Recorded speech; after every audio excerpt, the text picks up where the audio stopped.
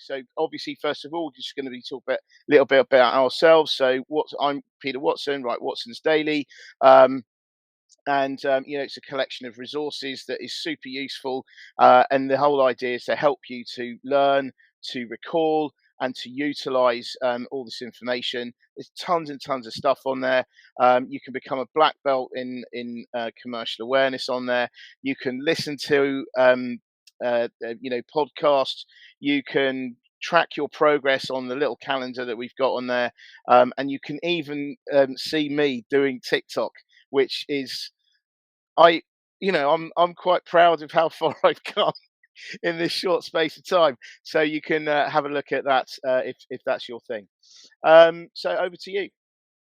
Cool. And for those of you that have not come across it, the Commercial Law Academy is a comprehensive e-learning platform for aspiring commercial lawyers. We've currently got 19 in-depth courses on there. Everything's included as part of one cheap subscription. So we've got courses relating to the recruitment process of writing applications. We've got firm profiles that are really detailed, assessment centre summaries from I think 30 odd firms now. We'll soon have successful cover letters and applications up there, but with my analysis of why they're good and what could maybe be improved.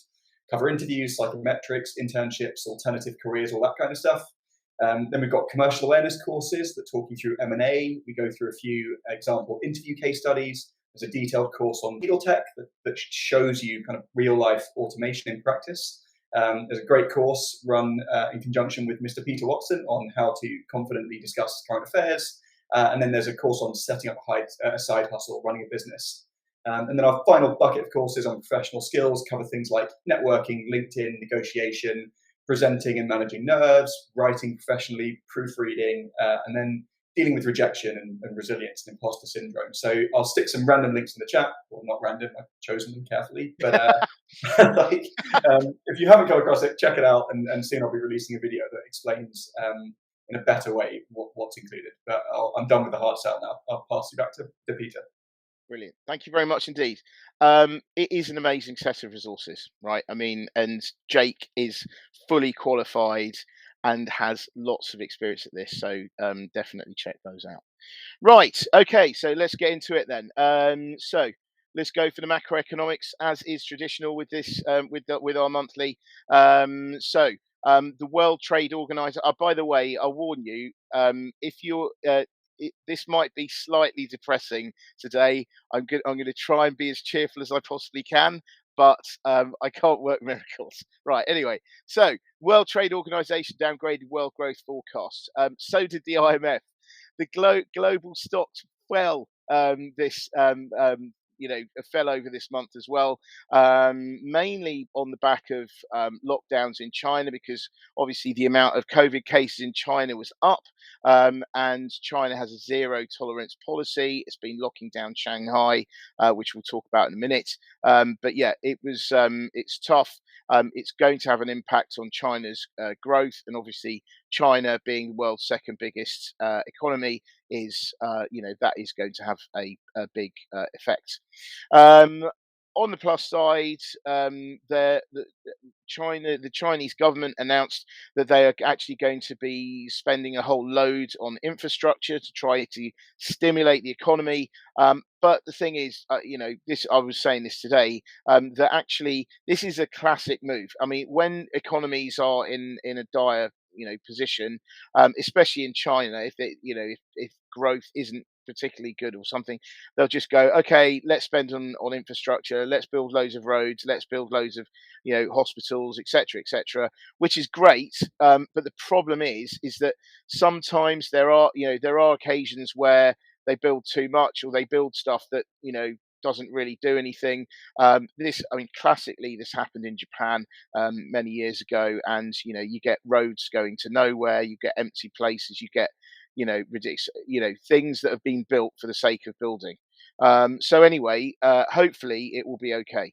But anyway, we also had in France, we had Emmanuel Macron defeating Marine Le Pen to be re-elected the French president.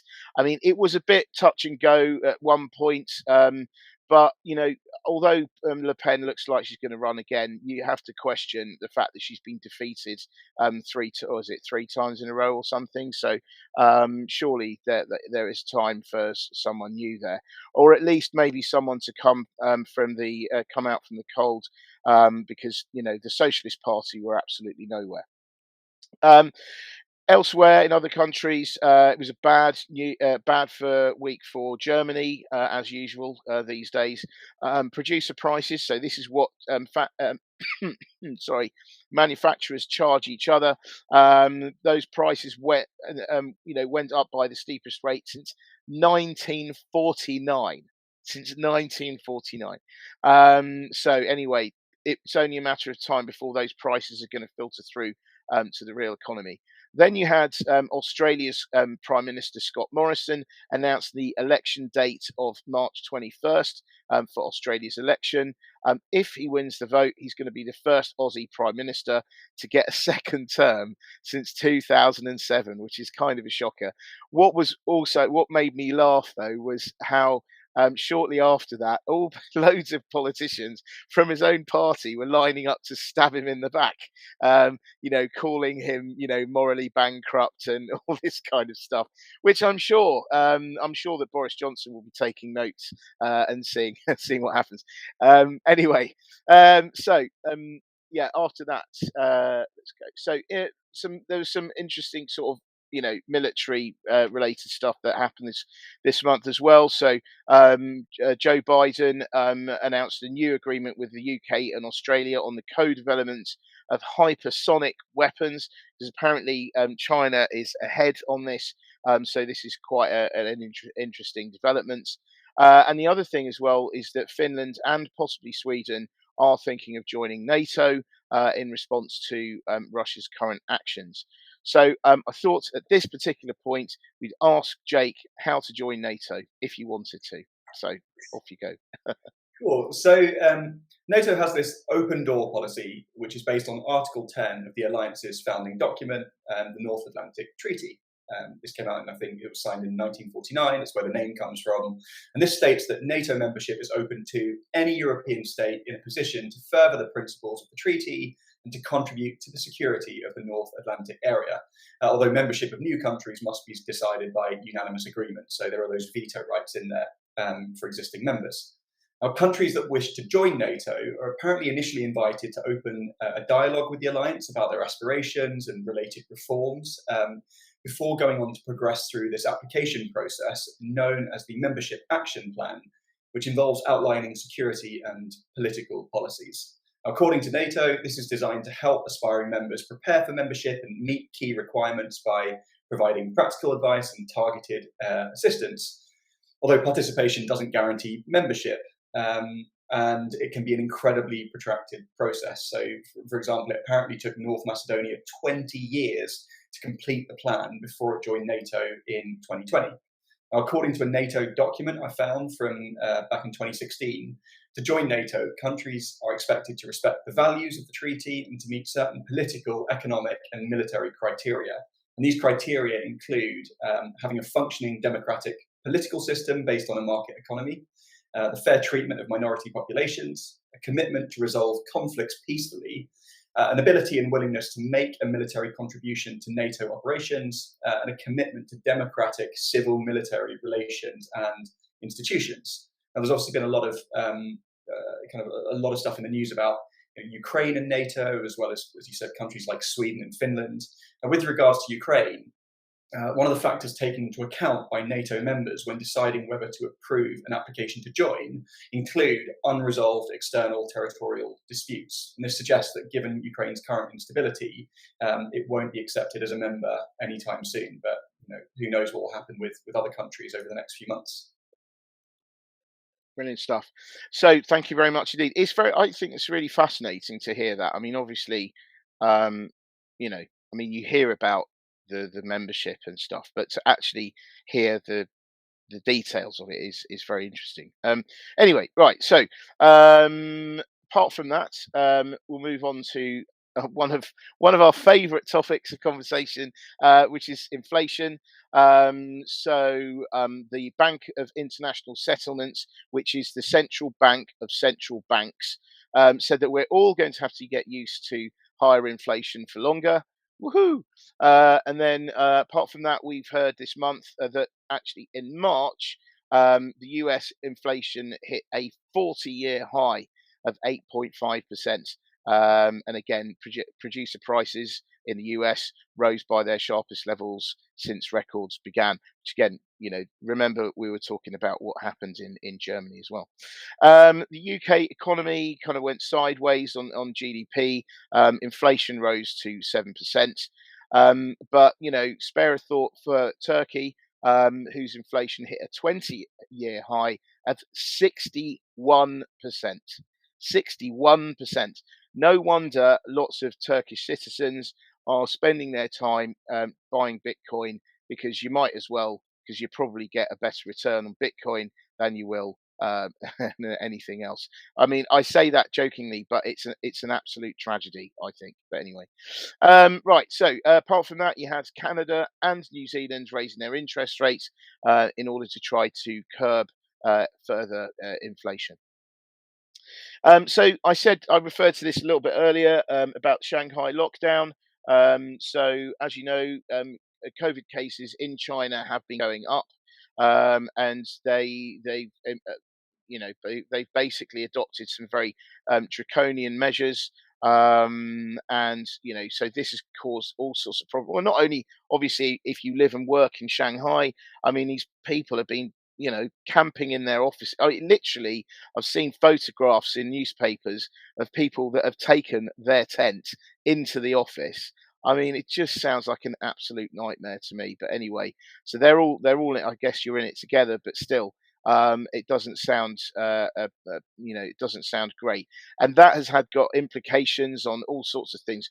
Got implications on shipping, on trucking, all sorts of, and not just in China. It just goes back and back and back. I mean, this is why they're called supply chains, because they're all linked together. So this is a nightmare, but the government has recently outlined a kind of plan to get out of it, but still we're not quite in there yet. Okay, so let's just anyway, the next thing, we'll go on to energy. So we heard obviously this week. So we'll talk about conventional and then renewables. So we heard this week that that Poland and Bulgaria got cut off from Russian gas. This is all part of Russia, obviously cutting off unfriendly countries, who didn't want to pay in rubles. I read somewhere that that they can still do this fudge, which is where you get Gazprom. The country will pay Gazprom. So the country sets up a bank account. They pay Gazprom in euros, and then Gazprom then converts that into rubles, and so both sides can do this. That sounds very strange to me, but apparently that is the way it goes. But anyway, so for the moment they are cut off. Poland seems to have been well prepared for this. They've been preparing for this for a long time, and so not too bad for them. Bit worse for Bulgaria. As a result of that, European gas prices went up by 20%. And obviously, these rising prices are going to hit all sorts of businesses, particularly manufacturers and things like that. So, in terms of other sort of stuff, you will see a lot of comment on Germany in the news, because they are the most exposed to Russian gas. Apparently, it's going to cost 220 billion euros to their economy if they stop getting gas from Russia right now. So it is clearly a very big thing, and the practicalities of just just switching off are too great. The other thing as well I thought was interesting this month is we talked about the fact that Germany had three nuclear power stations decommissioned or shut down at the end in December last year, and some people are saying, why don't you just turn them back on? Apparently, you just can't do that. Also, there hasn't been I mean, this is terrible. There hasn't been a safety inspection since 2009. Right, so you wouldn't want to turn those things back on again without one of those. So it's just going to take too long, and but there you go. So go back onto the coal powered anyway. Sorry, back onto conventional coal powered plants in the UK are actually getting a stay of execution. So they were supposed to be closing down in September, but it looks like that they are going to carry on for the foreseeable in order to obviously give us power that we are not getting from Russia. But anyway, so there you go. In terms of renewable energy, we had Boris Johnson announcing a new energy strategy plan, and that involves making UK offshore wind power. So quintupling the amounts that we get from offshore wind, and there was a bit of a mixed reception to his plans. But apart from that, there were some really groundbreaking developments on nuclear fusion from the Oxford-based company First Light Fusion, which takes us a little step closer. Remember, nuclear fusion is the holy grail of renewable energy. It essentially sounds like um, it's not as destructive, it's not as dangerous, and all this kind of thing. It is the best. It seems to be the best source of energy, but it's extremely difficult to harness. So any kinds of developments on that is sounds to me to be a good thing. Okay, then we heard also this month, quite interestingly, energy from wind turbines. The amount that we get from wind turbines hit a new high. We also saw another very interesting development in that the German Shell has done a deal with a German company called Uniper to produce hydrogen, and that's going to power industry around the Humber. And then there was another development for nuclear this time, which was Rolls Royce. So remember, I'm always going on about those small modular reactors, so those mini nuclear power plants, and that they got a bit of a boost. The government is clearly keen to push this stuff through. They reckon, I think they're going to get approval by 2024 and be supplying the grid 2029. Let's see. I really hope that works. There are a lot of eggs being put in that basket, so let's hope that basket does not get dropped. Okay, so next thing, let's go to cars. So, with regards to EVs, we saw that there was a big sale of electric vehicles from Polestar to Hertz. So that's 65,000 vehicles. We also saw GM and Honda teamed up to make affordable electric vehicles, and Tesla had fantastic first quarter in terms of deliveries. And then we also heard that Britons are buying a lot of electric vehicles, but the only thing is that although it's good and it's going up strongly, we're still falling behind the targets that the government have set for 2030. So that's still work to go there. I said this week in Watson's Daily about Ford is introduced, I think it was yesterday or the day before, the new pickup truck. So Americans love a pickup truck. The Ford F-150 is one of their favourites, and they've got an electric version that is out. And they've got something like they've got an output target of 150,000 units this year, but they've got 200,000 orders. I think that's really amazing. I think that it's good news. They are, as long as the thing doesn't fall apart or there are loads of problems with it. I think being first mover here will be really good. I mean, of course, we heard ages ago about the Tesla Cybertruck, which looks amazing, but its production keeps going pushed back, pushed back, pushed back, which is generally what happens with Tesla. So I think it's really good that you've got a proper company, Ford, churning them out. So we'll see what happens. Um, Other than that, we saw Honda announce that we keep investing in hybrid and hydrogen fuel cell development. Again, I personally think that that is very important. I do think it's a bit, I can understand why, but I also think it's a bit strange that we are continuing to put everything behind lithium ion technology when really it's it's sort of like, it seems to me that it's still a derivation of what was a very basic technology from sort of 10, 20 years ago. So it's kind of refined and got better, but it's still kind of the same, it seems to me anyway. And I think I can understand that companies want to put money into it and they don't want to put money into anything else, because probably they put so much money into the lithium ion technology now that they kind of think, well, we've got to make it work, otherwise we have wasted all these years. So, but anyway, I'm glad that Honda are deciding to stick with looking at other things as well. Um, it was also very interesting to see this year. So you probably will have heard a lot of news about companies looking to um, source their materials for batteries, so lithium, cobalt, all that sort of stuff. But we saw that LG Energy of Korea went one further by buying an entire mines to manufacturing supply chain in Indonesia. So I think that again sounds pretty amazing. I was wondering, wouldn't it be amazing if we could have a similar thing over here?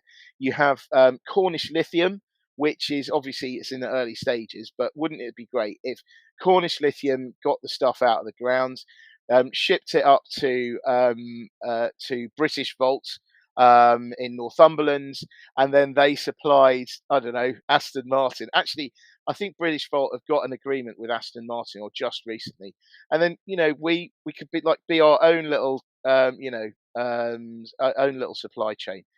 So I think that sounds like it would be pretty cool. Um, okay, so here we go. So yeah, so EV or not EV, that is the question.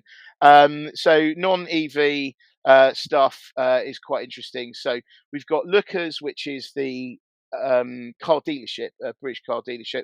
They reckon that used cars are going to continue to sell well. I think they are as well. I think that that people just want cars. They want to drive them now. They don't want to drive them in 6 months' time. So I think that the second-hand market will be very strong.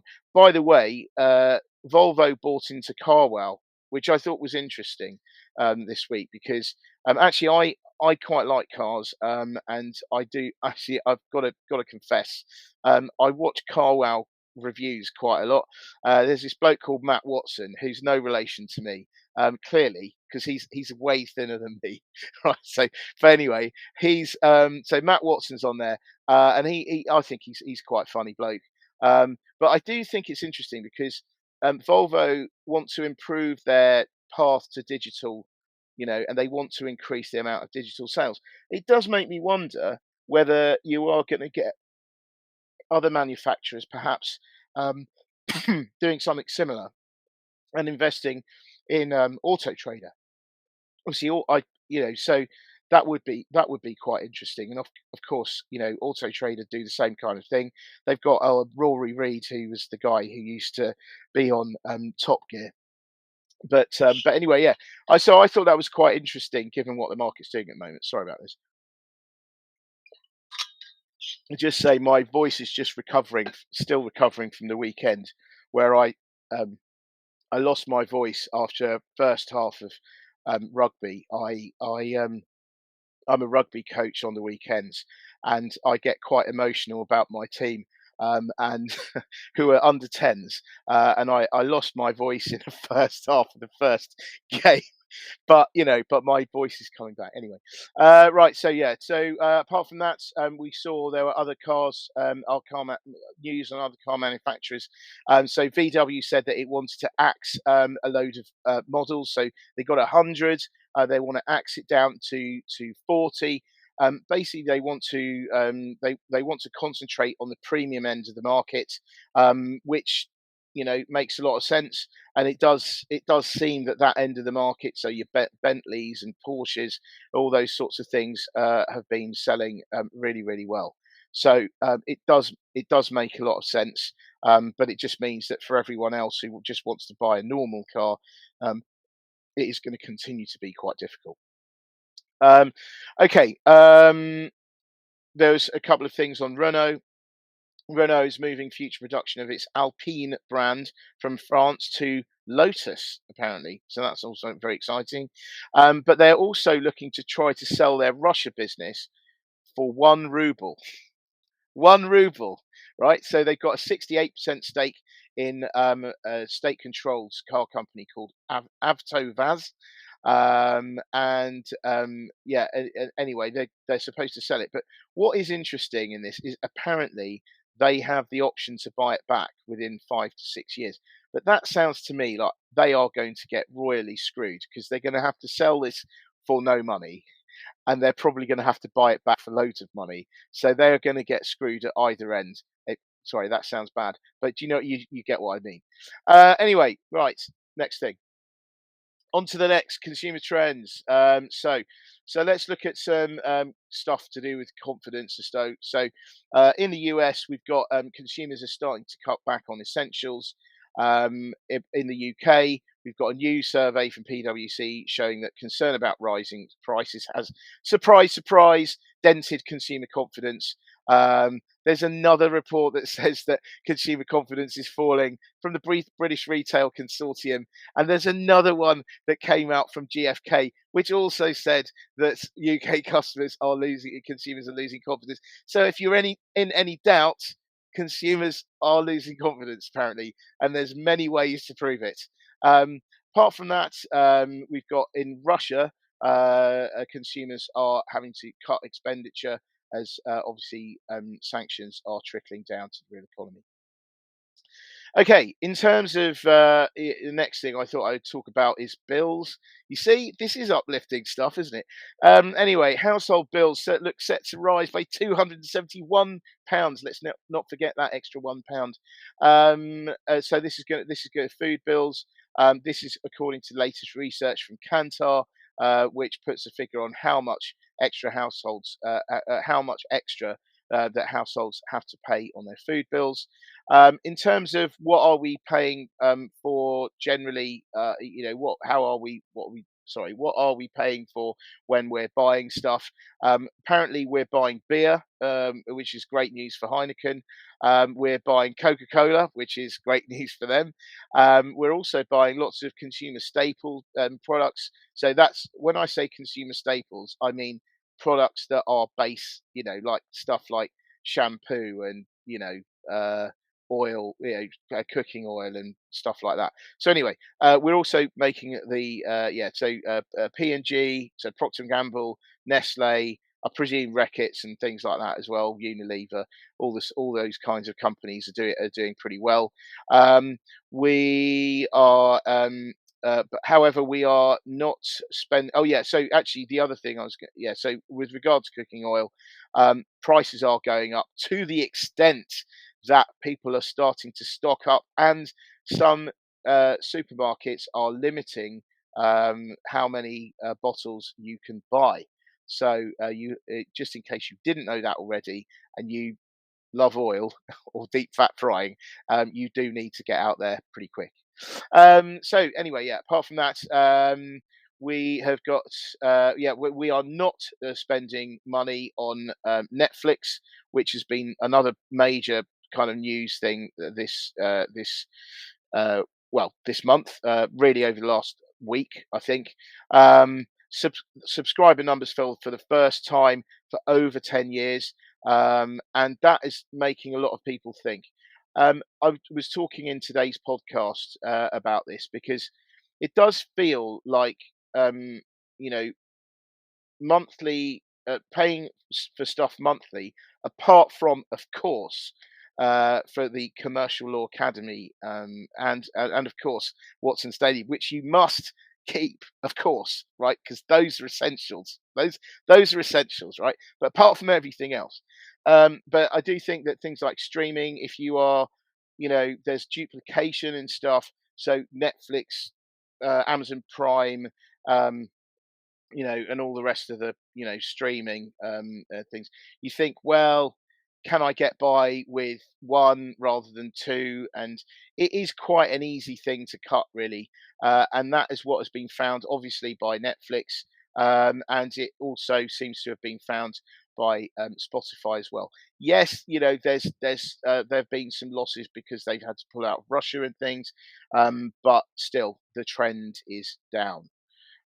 Okay, so in terms of actual other, I'm just trying to think here. We've got some other stuff. Yeah, so in terms of other stuff that we're spending our money on, it seems that we are looking to go away. Sorry, it seems that bookings are up, according to Bourne Leisure, which owns Butlins and other things.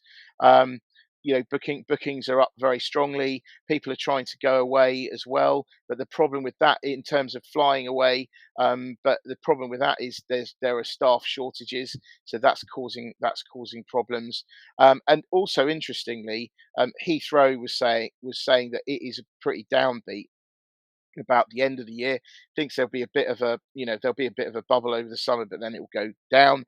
However, I think that Virgin Atlantic were probably correct when they said, "Don't listen to Heathrow. They're just talking it down because they want to put their charges up," which I suspect is probably another very good reason for them to do that. Okay, so I got anything on? Yeah, so in terms of retail, we saw. I thought this was very interesting that Shein, the ultra fast fashion Chinese brand, got into trouble for allegedly copying Zara designs. Now, the thing is, it seems to me that they don't care whether they're caught or not, because they've done this loads of times before. But what is the legal position, Jake, in the London studio? Thanks, Peter. Over to me. It's just a quick one, but there's a variety of intellectual property rights that can apply to fashion. So names and logos are protected by trademarks. That'll be things like the Nike tick, whatever. Clothing designs could be protected by copyright, which arises automatically on certain types of works, or design rights. Fashion inventions, such as, I guess, aspects of production processes, could be protected by patents and so on. Now, Shein has apparently already faced legal action alleging copyright infringement, including from companies like Levi Strauss, Dr. Martens producer Airwear International, Ralph Lauren. And I can't imagine these companies would have pursued legal action without good cause. It seems like it's pretty likely they've been in breach in multiple different scenarios. However, according to Chief Executive of Clothes Source Consultancy, which works in the retail space, with the Zara situation, they said by the time Zara spots infringement and sues, you're looking at a couple of years. But that specific design might have only sold a few copies and then disappeared within weeks. So apparently proving something like that 2 years down the line is next to impossible. In other words, I guess legal action can take so long and be so hard to prove that perhaps the company is banking on brands just giving up.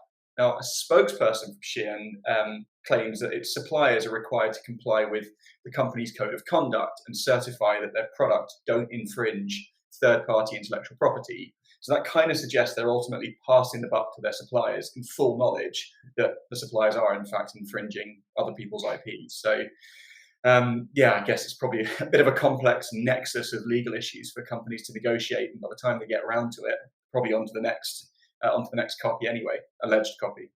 Anyway, back over to you, Peter. Thank you very much.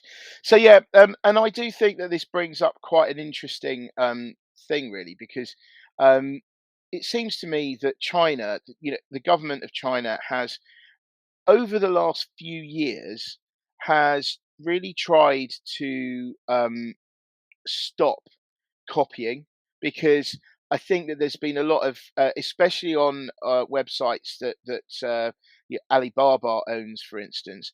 The government went through a bit of a spate of a crackdown on these things and counterfeit goods in general, because I think that they wanted to do more business in the West, and a condition of them doing business in the West is that they obey the kind of the laws that we have in terms of copying stuff.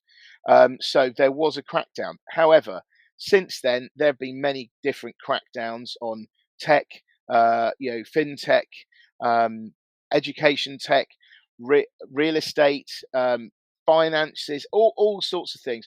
So it seems to me that this whole thing about copyright and stuff seems to have gone on the back burner. However, that's not to say that it won't come back again. But I do think that it also depends on how well the company gets on with the government. If they get on quite well, then they'll probably be left alone. But if they don't, and they tend, if they're very rebellious, like Alibaba was, and like say 10 cents, then they'll get the book thrown at them. But anyway, for the moment they seem to be doing okay. But it's definitely worth thinking about, because historically they have actually, the Chinese government has really looked into this. Anyway, so in terms of retailers specifically, and more specifically grocery retailers, Morrison's warned that its profits would take a major hit this year, but it's also conscious that consumers are facing big bills and stuff, so it has cut prices in its supermarkets. M&S has cut prices of some of its essentials. Tesco said it will try to control prices, and Asda has been involved in getting, cutting stuff as well. Again, in my opinion, I do believe that really it's going to be Aldi and Lidl are going to do the best out of this, because I just think that they have that reputation. They have that.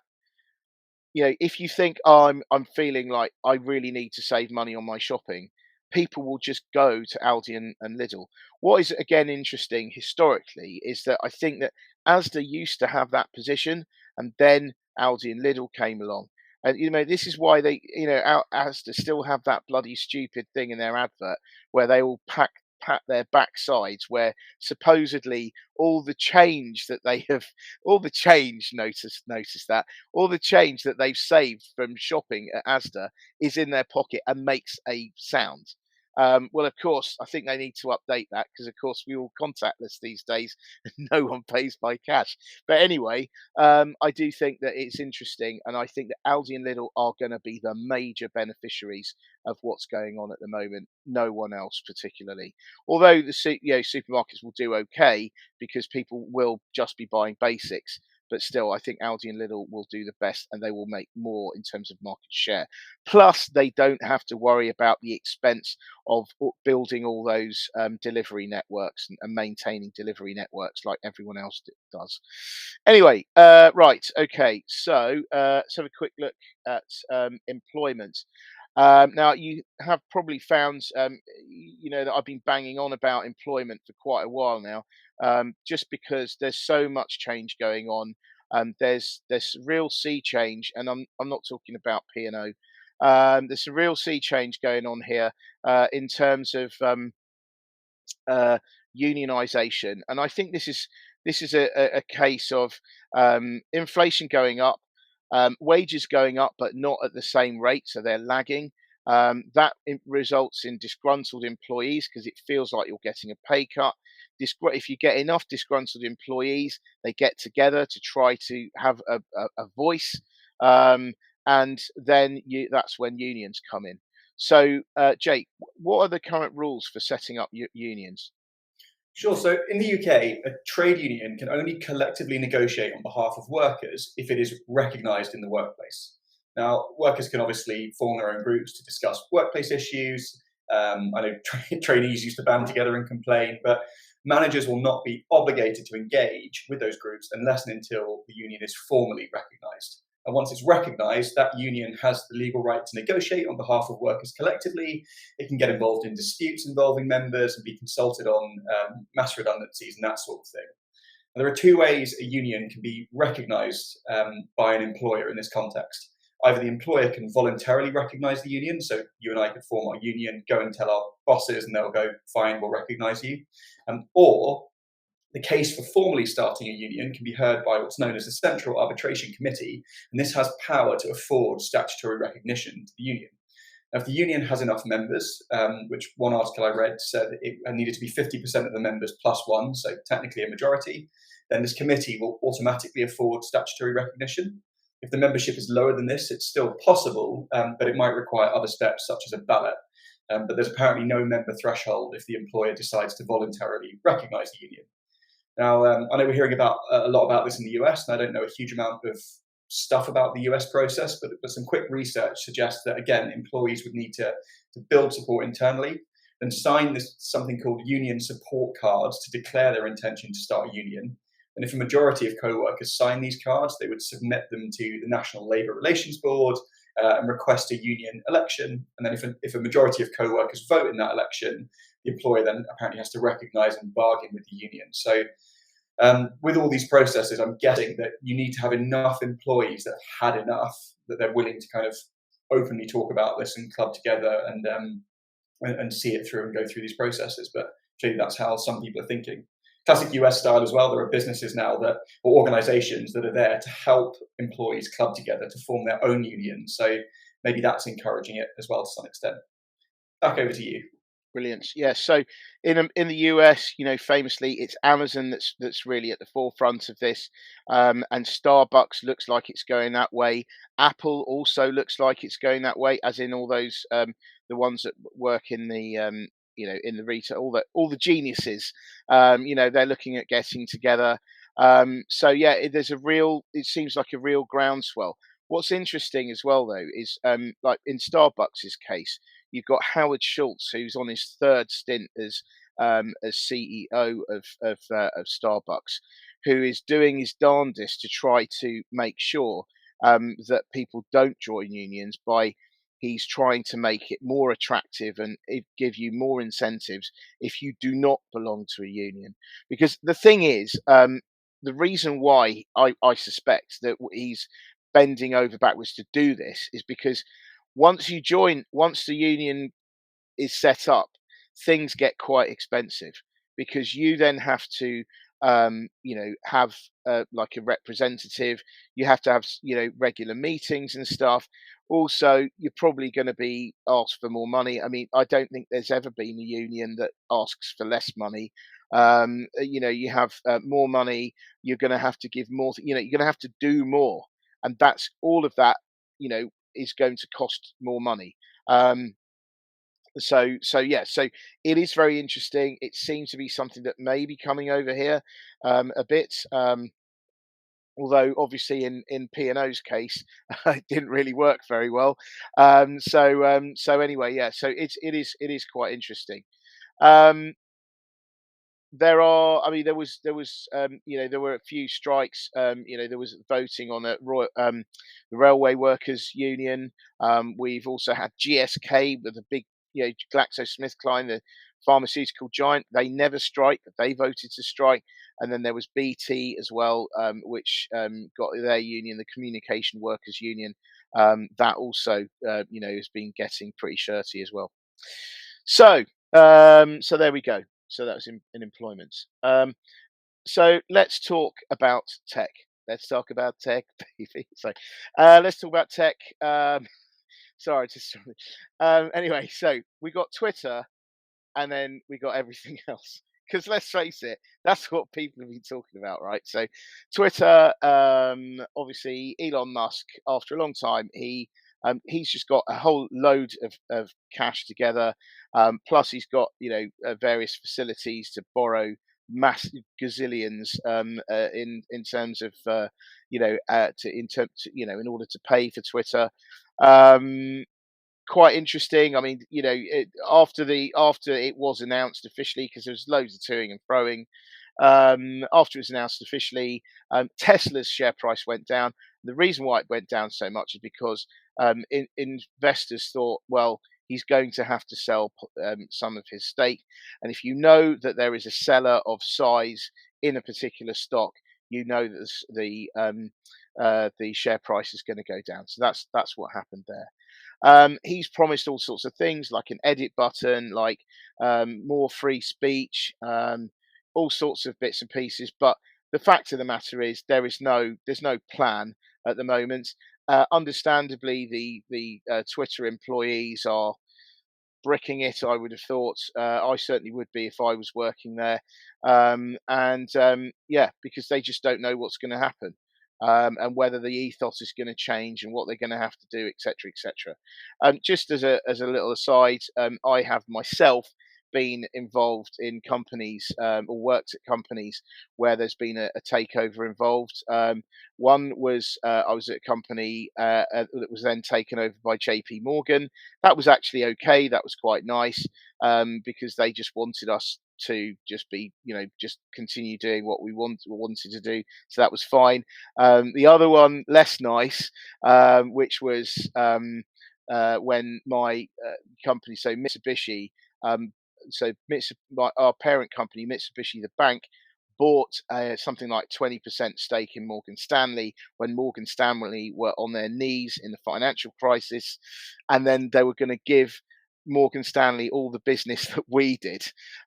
So we went for about 2 years thinking that we were going into work and thinking we were going to lose our jobs every day. So that wasn't very nice. So I certainly recommend not being in that position. If you do have to be involved personally, it's always better to be at the acquiring company rather than the company that's being bought. Usually the company that's being bought is the one that gets more people axed. Anyway, right, bit of life advice there. Right, okay. So apart from that, there was apart in the non-Twitter tech news, there's some interesting legislation that has been introduced in the EU for the EU. This is the Digital Services Act. It's going to force large companies to police their content better on their platforms, or in most cases police their content. And the thing is it all sound I think it sounds great, right? It sounds great. It needs to be done. However, we've got to wait for what the American backlash is going to be, because I suspect that Biden is going to go, hold on a minute, all these rules, they apply mostly to our companies, and we don't like that. And I think there's going to be a bit of a pushback on that, because their tech lobby is pretty powerful. So anyway, we shall see what happens. It sounds good. I think it's needed, but whether or not it's going to be watered down remains to be seen. Apart talking about the EU and antitrust and the EU and lawmaking and clamping down on big tech, Apple's now facing another antitrust suit from the EU, and Jake's going to tell us a bit about that as well. Sure. So, according to Reuters, back in 2019, following a complaint filed by Spotify, the European Commission accused Apple of distorting competition in the music streaming market as a result of App Store rules that force developers to use Apple's own in-app payment system. Now, why could that distort competition? Well, it makes it harder for companies like Spotify to compete, as they have to pay a percentage of their subscription revenue to Apple, meaning they've got to charge higher prices to generate profit, whereas Apple can sit back and kind of undercut them on price, and they're making money from everywhere.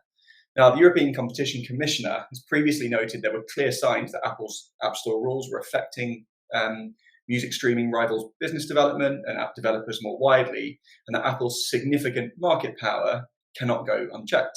And the Commission now apparently intends to set out extra antitrust charges in a supplementary statement of objections, which suggests it's obtained new evidence or decided to change parts of its case. So we'll like to find out more about these extra aspects of the case in the coming weeks, so watch this space. Brilliant. Thank you very much. Right, so apart from that, again in non-Twitter news, we've got the China governments have been they have, as I've referred to earlier, they've been clamping down on the gaming sector, but it seems that they're easing the pressure now. There's regulators approved some new games for the first time in 9 months, so that's kind of good news for the Chinese tech. Other than that, we had some. There was some news about digital ad revenues. Has been have been very strong. Although ad revenues for Google and things have been a bit disappointing, and yeah, so that that hit their share price, Alphabet's share price. One thing that I thought was particularly exciting, well, I thought was exciting anyway. God, I'm sounding defensive. Anyway, is Epic Games? They got a $2 billion cash boost from Sony and Lego because they are building a metaverse for children. I think that sounds absolutely amazing. I mean, if you've got they're all the right players, aren't they? I mean, you've got Sony with all the the entertainment stuff that it's got, the game stuff that it's got. You've got Lego, which is just Lego, and of course you've got Epic Games, which has got experience of metaverse-like things like Fortnite, creating those kinds of worlds and things. It sounds great, and I think that it could be a huge money spinner because if you can make a safe space for children that people will trust, that is pretty amazing. And I say that as a, obviously as a parent myself, I think that, when you think of the stuff that's out there and the nasty stuff that they can get exposed to, I think that that would be great. But anyway, we'll see how that goes. Right. So let's go to financials. So we saw there was some in terms of banking news. We saw Deutsche Bank and Commerzbank, they got sold off because they got a lot weaker because an investor called Capital, which is a massive investor, they sold down their stakes. They're basically saying, well, look, there's no growth here, nothing exciting coming along. Although I would say that usually when interest rates go up, one of the industries that does well is banks because they can charge, they can charge more in terms of loans and stuff like that. But anyway, yes, they were pretty weak. But then, having said that, we saw yesterday or the day before, Deutsche Bank saw a new high in profits.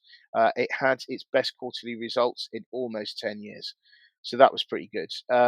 Apart from that, we saw JP Morgan. We saw basically it's basically been banking reporting season, and JP Morgan saw their first quarter profits fell. They say that was due to a slowdown in deal making and the impact of the Russia-Ukraine war. Deal making is quite again. This is just I think it's been quite interesting that it seems to me that a lot of the deal making that, and this is just an impression from obviously reading quite a lot, is that deal making there's a lot of deal making with private equity, involving private equity. There's also, and I think that there will be more deal making between companies themselves. But in terms of, more IPOs and stuff like that involving investment banks, I think that people are just going to stand back for a bit and wait until we have less volatile markets. And I think for that to happen, we'll need to wait until there is a resolution in the Ukraine war. Now, just finishing on this particular little topic here, I say little topic, it could become a big topic in the UK, is that so this is a UK thing, there's a prepaid funeral industry. You see all those adverts during the day when you're not really supposed to be watching TV that have these things that these cheerful things about oh, my family are going to be fine when I die because I've prepaid for my funeral. Well, apparently that is very dodgy, and there was a company called Safe Hands which went out of business. And this means, I mean, it's very distressing for the people affected because their money will have disappeared. So Jake is going to just quickly touch on what went wrong in this. Just to add to the list of happy topics we're covering today. Death, of course. So currently, this sector is monitored apparently by the Financial Planning Authority, which is apparently funded in part by the companies it monitors. So it's therefore a bit unsurprising that it's seen as fairly weak and lacking independence. And some companies in the market can simply choose not to be members.